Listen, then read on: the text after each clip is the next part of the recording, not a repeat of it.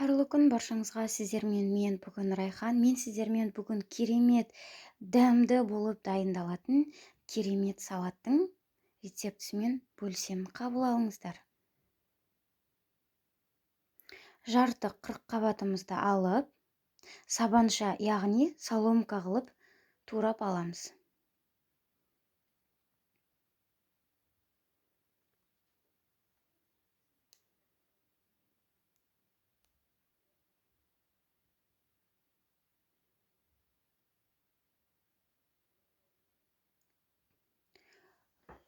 Турап алған соң бөлек ыдысқа салып, үстіне 1 шай қасық тұзымызды салып,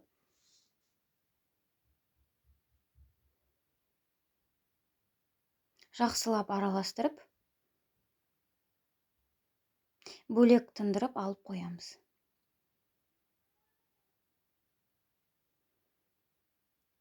Пияз, сарымсақ және де бір тәтті бұрыш керек болады, яғни перец.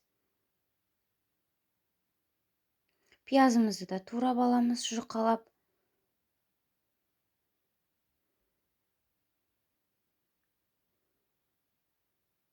Енді тәтті бұрышымызды тураймыз. Тәтті бұрышымызды да соломка қылып турап аламыз. Яғни сабанша қылып турап аламыз. Ал сарымсақ, чесногымызды өте майдалап емес, орташалап, 4 бұрыштап турап аламыз.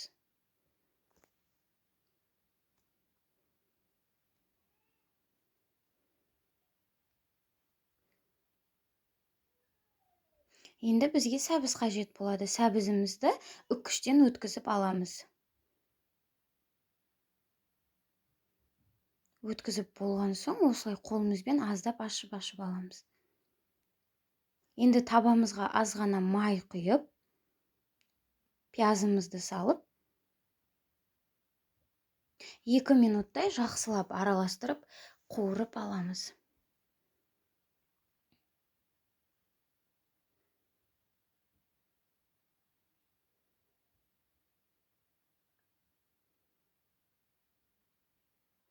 Үстіне сарымсағымызды саламыз. Екеуін тағы араластырып, 2 минуттай қуырып аламыз.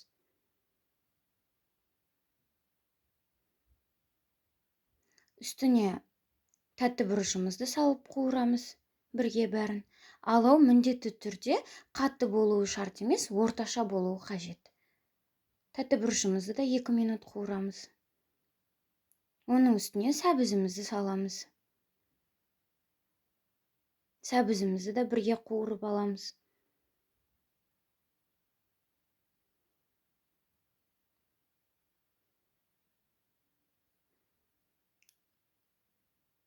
Капустамызды жақсылап қолымызбен мыжғылаймыз.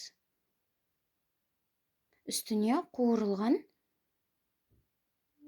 көкөністерді саламыз.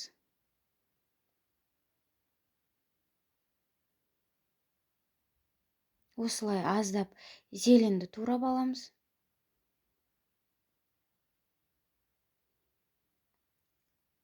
Енді қызылшамыз, яғни свекламызды тураймыз. Бұны да сабанша, яғни соломка қылып тураймыз.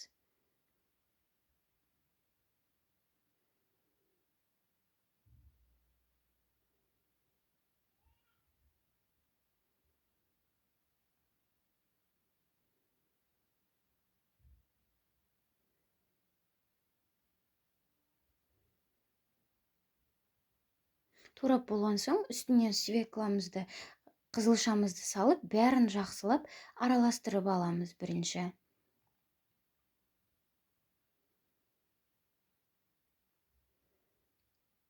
Мінекей, енді үстіне аз ғана тұз саламыз. Және тағы араластырамыз. Мінекей, салатымыз дайын болды. Назарларыңызға рахмет. Міндетті түрде жасап көріңіздер. Каналға тіркеліңіздер.